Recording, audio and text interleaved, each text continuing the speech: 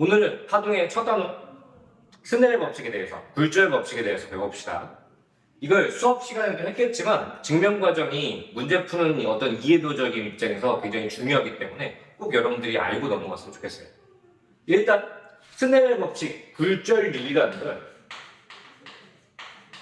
스넬이라는 사람이 n을 sin r분의 sin i로 정의해놨죠. 여기서 r이라고 하는 게 굴절과 i라고 하는 게 입사각을 뜻하고요. 가볍게 먼저 짚고 갈까요? 전체적인 파동의 진행 경로가 꺾였을 때 매질의 경계 1번 매질, 2번 매질 이런 식으로 순서대로 1번, 2번을 매겼을 때 꺾이는 걸 보는 게 우리가 굴절이라고 볼 수가 있죠. 이때 경계면에 대한 수직한 법선이라는 걸 그릴 수가 있고 이 법선과 진행 광선의 사이각을 우리는 입사각과 굴절각으로 할 거예요. 이게 정이기 때문에 경계면이 세워져 있던 대각선이든 어쨌든 경계면에 대한 법선이 항상 필요하고요. 법선. 그 법선과 파동의 진행 경로 사이에 사이각을 측정을 하셔야 돼요. 자, 이게 중요한 것이죠. 자, 그러면 상황을 가정해 봅시다. 공기와 물이 있다고 가정을 할게요. 그러면 비스듬하게 들어온 파동, 지금 빛이라고 할까요? 이 빛의 입장에서 얘가 이렇게 하나의 경로를 그릴 수 있지만 빛은 파동의 형태로 보면 횡파니까 얘를 흔들리면서 진동하면서 날아오는 파동을 가정해 볼게요. 자, 이렇게 날아오겠죠. 자, 이 상황에서 이제 문제가 생기는 건데 얘를 위에 아래, 즉 진동하는 이제 마루와 고를 연장선에 이어서 전체적인 빛의 하나의 광선, 빛기둥으로 생각을 해볼게요. 자, 이렇게 생각했을 때 하나의 빛이었으니까 윗변과 아랫변, 윗변, 아랫변 편이 이상하긴 한데 평행한 두 직선이 같은 시간, 같은 거리를 가는 나란한 상태를 예상할 수가 있어요. 그런데 이제 뭐가 문제냐면 먼저 경계에 닿는 상황이 생기고요. 반대쪽 평행선은 아직까지는 경계에 닿지 않았던 것이죠. 그러다 보니까 얘가 이제 물까지 진행하는 동안 밑에 이미 물에 도착한 파동의 진행은 물 속에서 진행해야 되는데 미리 했잖아요. 물 속에서 우리는 빛이 느리고 공기 중에서 빠를 거기 때문에 위에 있는 이 동안이라는 게 시간을 얘기한 건데 t 동안 아래는 이 길이보다는 짧게 갈 수밖에 없어요. 동안도 할까요? 자, 그 다음엔 어떻게 돼야 돼요? 아래 경로도 위에 경로도 이제 물 속에서 진행해야 되는 상황이니까 이 이후부터는 얘네들이 같은 나라랑 입사될 때랑 똑같은 거지. 그래서 지금 그림에서 보면 뭐가 발생했다는 걸 알 수가 있어? 위에 아래 같은 빛에서 매질을 통과하는 과정에서 안쪽과 바깥쪽 길이차가 발생했다는 걸 알 수가 있죠. 이런 길이차에 의해 굴절이라는 현상이 생긴다라고 설명할 수가 있어요. 자, 여기서 수학적인 부분, 이 굴절류를 좀 더 해석하기 위해 이 부분, 사이 부분을 확대를 좀 해주면 자, 경계를 빛이 들어올 건데 옆에서도 크게 들어올 건데 여기 직각삼각형이 생기겠죠. 자, 꺾여서 들어갈 건데 여기도 직각삼각형이 생길 거고요. 자, 이런 상황이에요. 다른 거 볼까요? 자, 이때 법선을 그리고요. 입사각, 굴절각. 그러면 마주보고 있는 두 개의 직각삼각형이 이 각도와 똑같은 각은 위의 삼각형은 여기가 입사각, 아래 삼각형은 여기가 굴절각의 크기를 갖게 될 거예요. 그러면 이 두 개의 직각삼각형의 사인 B를 볼 건데 빗변을 마주보고 있으니까 빗변의 길이를 똑같이 L이라고 가정을 해볼게요. 그러면 사인 R분의 사인 I라는 값이 L분의 위에 여기가 되겠죠. 빗변분의 높이, 빗변분의 높이. 그래서 높이 되고 위에도 빗변분의 높이가 될 건데 우리가 이 높이를 뭐라고 표현을 안 해놨잖아요. 그렇죠? 뭐라고 할 거냐?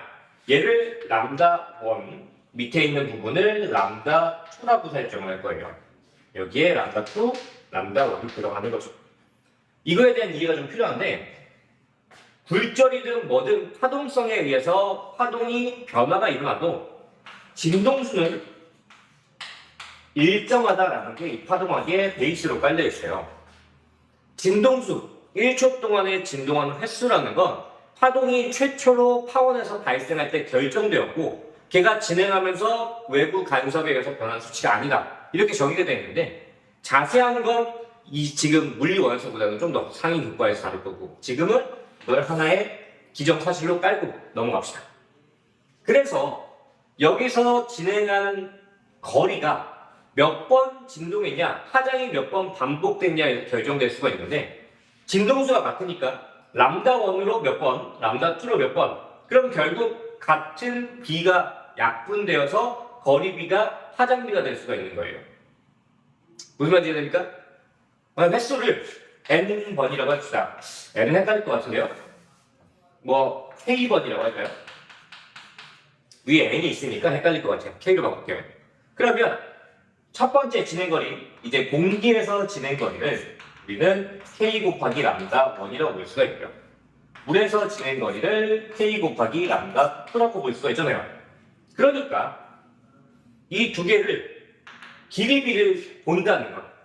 그래서 빗변비를 우리가 똑같이 약분시킬 수가 있으니까 높이비만 볼 건데 이 높이비가 k가 약분돼서 전체적으로 파장비가 되는 거죠.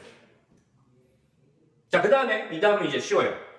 V는 F랍니다. 파동의 속도를 정의하는 식이 있으니까 이 속도 공식에서 진동수가 지금 안 변한다고 했잖아요. 그럼 우리는 간단하게 파동의 진행 속도와 파장의 정비례 관계를 알 수가 있고 그러면 파장비는 곧 속력비와 같다라는 것도 알 수가 있죠. 자, 마지막 이제 여기서 개념 하나가 더 추가될 건데 처음에 시작했던 스넬의 영향 굴절율은 어떤 특정 매질에서 특정 매질로 진행할 때 얘가 꺾이는 비율을 얘기하는 거니까 상대적이다라고 표현을 해요.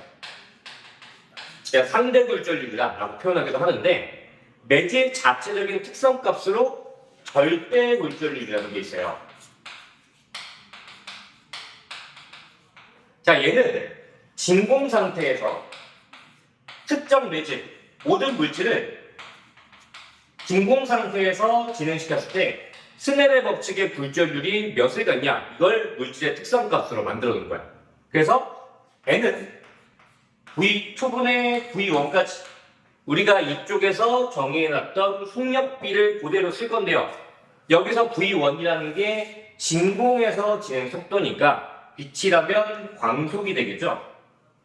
그래서 고정값이 돼버리니까 매질에서 속도도 2를 떼버리고 그냥 V의 속도로 간다고 할 수가 있어요. 이걸 절대 굴절율 공식에는 V분의 C다 라고 볼 수가 있죠. 그래서 마지막으로 이 최종 형태 속력비가 굴절율을 정의하게 이제 마무리가 됐었는데 그래서 한 번 더 넓은 데로 갑시다.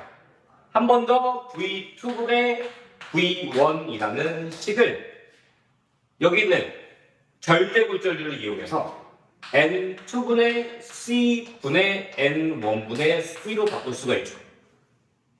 그러다 보니까 얘가 정리될 때는 N1분의 N2라는 식으로 마무리가 돼요. 그래서 절대 굴절율이라는 게 구조를 보면 알겠지만 매주에서 속력이 빠르면 빠를수록 절대 굴절율은 작아진다. 반대도 마찬가지겠죠. 느려지면 느릴수록 굴절율은 커진다. 그래서 이 매주에서 속력과 절대 굴절율은 반비례 관계다라는 게 문제 풀 때 참 중요할 거예요. 그래서 이 점 꼭 참고하시고 그러면 뭔가 이제 설명하다 보니까 전체적인 판서가 왔다 갔다 하긴 했는데 최종적인 정리를 해보면 어떨까요? 여기 밑에 가볍게 정리를 해볼까요? 자, 위에는 이 처음 시작에서부터 우리가 뭐를 유도했냐? 파장 B도 사인 B와 같고, 이 파장 B에서 속도 B도 굴절류가 같고, 마지막 절대 굴절류만 N1분의 N2로 전체적인 굴절류를 4가지 형태로 구할 수가 있게 연계가 되었어요. 해서 문제에서 뭘 줄지 모르니까 이 4개를 모두 암기하고 있어야 될 거고요. 이걸 자유자재로 쓰려면 여러분들이 이 증명 과정, 공식의 유도 과정을 머릿속에 넣어야 이해가 되고 응용이 될 거예요. 그래서 다른 파트의 증명 파트는 웬만하면 그냥 권유 정도에서 그치겠지만 여기는 필수적으로 여러분들이 공부를 좀 했으면 좋겠어요.